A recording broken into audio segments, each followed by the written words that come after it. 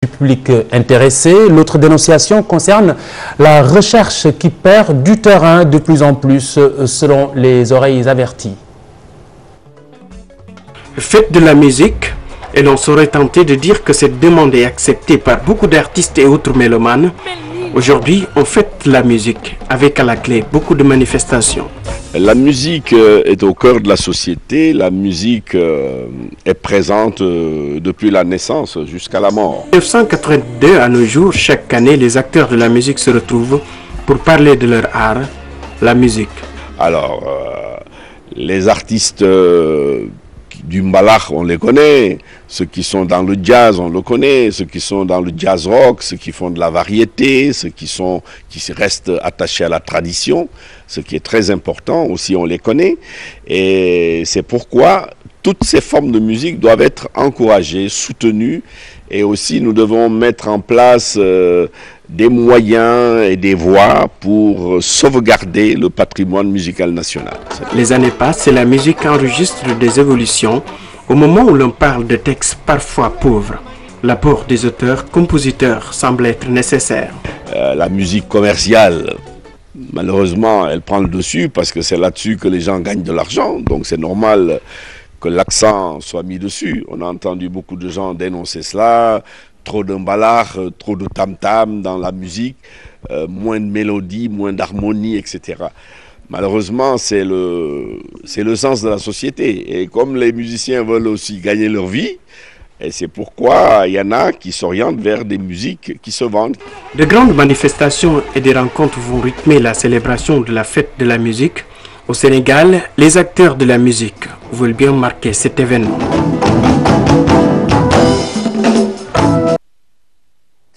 Bonsoir. Bonsoir, Ali. Alors, vous êtes producteur de musique. Nous allons tout d'abord jeter un regard sur l'organisation de cette fête l'année dernière, le 21 juin 2012.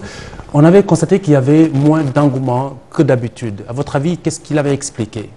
Ben, merci. Je pense qu'en fait, c'est beaucoup plus la fête de la musique et des télés. Parce que je pense que c'est les télés qui sont à l'initiative de beaucoup de plateaux aujourd'hui. Oui. Ce qui est bizarre d'ailleurs parce que je pense que bon, les artistes doivent se prendre en charge. Et que voilà, je pense qu'aujourd'hui les télés ont besoin des artistes et ils en profitent un peu pour vraiment montrer ce dont ils sont capables. Donc à l'heure actuelle, nous avons constaté que le ministère de la Culture veut bien également jouer sa partition. Il y a 6 plateaux à travers tout le Sénégal. 6 plateaux, est-ce suffisant, 6 plateaux? Non, 6 plateaux pour un pays, je pense que c'est assez dérisoire. Mais je pense que 6 plateaux, normalement, en temps de paix, ça, même à Dakar, c'est peu. Je pense que la musique doit se fêter tous les jours. On ne doit pas attendre le 21 juin pour donner aux gens des plateaux de musique. Je pense qu'il faut que l'État vraiment soit derrière la musique. 365 jours, il faut qu'il soit derrière. Il ne faut pas qu'on attende un jour comme ça pour faire une à deux choses pour dire voilà, que la musique est là, elle est fêtée. Je pense qu'il faut qu'on en fasse beaucoup plus. Alors, très bien. Avant d'aller au fond de cet entretien, d'abord, ce concert-là, je vous interpelle en tant que directeur des programmes de TFM, GFM qui a diligenté le retour du ministre du Tourisme et des Loisirs. Qu'est-ce qui explique justement cette démarche que vous avez effectuée? Bon, je pense que l'artiste Youssou Ndour, il n'est jamais parti, il a toujours été là. Ça fait 1 an qu'il a arrêté de chanter. Il faut qu'on arrête de dire que voilà, Youssou Ndour a arrêté de chanter. Je pense que ce que Youssou Ndour représente pour les Sénégalais, ce que la musique de Youssou Ndour représente pour les Sénégalais, c'est inimaginable qu'on se lève un beau jour pour dire qu'il a arrêté la musique. Je pense qu'il est capable d'allier les deux, de faire son travail de ministre de la République, mais aussi de faire de sa passion, ce qu'il aime, il est connu pour la musique. Je pense que ce qu'il représente au niveau mondial par rapport à la musique, c'est pas possible qu'on parle de retraite de Youssou Ndour. Ce n'est pas le Alors c'est sans doute un mal pour un bien, puisque son retour, comme on l'énonce, donne tout de même un cachet singulier à cette édition de la fête de la musique. Oui, parce que bon, je pense que quand on parle de musique sénégalaise ou musique africaine, je pense que Youssou Ndour est assez représentatif. Aujourd'hui, bon, moi qui suis son frère, je pense que dans les rues de Dakar, on m'interpelle tout le temps pour me dire voilà, Grand Bi, quand est-ce qu'il va revenir. Donc les gens quand même ont vécu avec Youssou Ndour pendant plus de 30 ans, ça ne peut pas s'arrêter du jour au lendemain. Donc ça nous fait énormément plaisir qu'ils reprennent le micro, et pourvu que ça dure. Hein, je pense que voilà quoi, il peut bien refaire d'autres concerts parce que voilà, on en a besoin, les gens en ont besoin, et voilà, il faut qu'on leur donne ce qu'ils veulent. Alors Bouba, si on regarde un peu l'évolution du marché de la musique au Sénégal, on se rend compte que Youssou a certainement eu plus de chance que ses jeunes frères aujourd'hui. Il a vécu par exemple la période, disons, des platines, après il y a eu la période des cassettes, maintenant la période des CD. Aujourd'hui, c'est la période limite des clés flash, USB, et de plus en plus avec les nouvelles technologies, on se plaint, on n'arrive plus à vivre de son art. Comment est-ce que vous appréhendez cette situation? Bon, je pense que le phénomène, il est mondial. Hein. Bon, la seule différence est que nous, ici en Afrique, on est assez limité technologiquement, donc les gens n'ont pas accès à des plateformes comme iTunes pour acheter de la musique. Donc la musique se passe de gauche à droite, malheureusement au détriment des artistes, parce qu'aujourd'hui les artistes sont consommés, la musique elle est consommée, elle est partout, mais on ne vend plus de CD parce que voilà. Si ce n'est des CD pirates.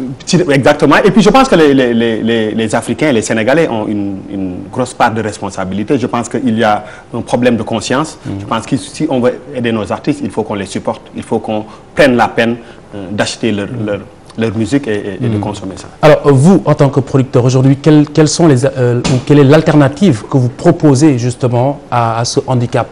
Bon, à défaut d'une alternative de l'État, je pense qu'aujourd'hui on est obligé, nous, d'être un peu plus créatifs et d'essayer de trouver les voies et moyens pour vendre la musique, pour essayer de gagner de l'argent, de survivre, aussi bien chez les artistes que chez les producteurs, que tout ce qui tourne autour de la musique, parce que c'est assez large quand même. Oui. Parce qu'il y a pas mal d'acteurs qui tournent autour de la musique qui aujourd'hui souffrent parce que la musique à la limite, elle ne paye plus, elle ne marche plus, financièrement c'est très difficile, et les artistes commencent à être très fatigués, et je pense qu'il faut que l'État s'y mettre, mais aussi il faut qu'on soit un peu plus créatif. Donc moi, en tant que producteur, j'ai quelques idées, et je pense que l'avenir nous permettra de montrer On pourrait espérer la création d'une plateforme.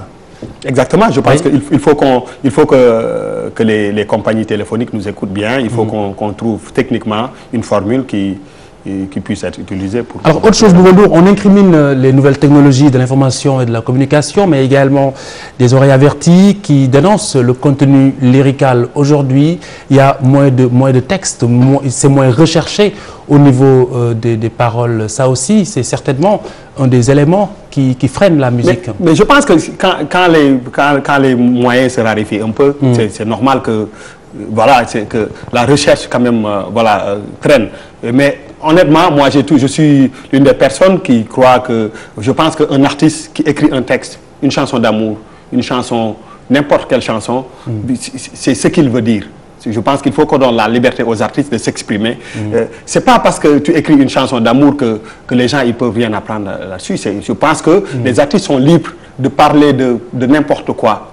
C'est aux mélomanes d'apprécier. On n'est pas là pour donner nécessairement des leçons de morale. Après, ils sont libres également de rester interprètes et de laisser la tâche aux vrais auteurs également, pour ceux qui n'ont pas forcément de talent d'écriture. Mais c'est qui les vrais auteurs? Je pense que chaque artiste revendique ses textes. Que soit tu aimes ou tu n'aimes pas, mais je pense que la liberté des uns s'arrête là où commence celle des autres. Je pense que les artistes doivent être free, libres. Parce que tu sais, hein, toutes les chansons qui marchent dans le monde, mais va écouter les chansons des Américains, bon, tu trouves pas...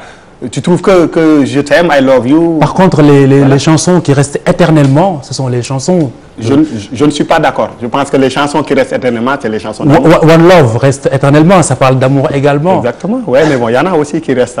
Moi, j'aime bien les chansons d'amour, je pense qu'on en a besoin. Bon, alors, Boa, pour terminer, nous allons parler d'autres acteurs de la musique qu'on oublie souvent. Ce sont ceux qui travaillent autour de la scène. Disons, les travailleurs des métiers de la musique qui sont souvent et qui restent précaires au Sénégal.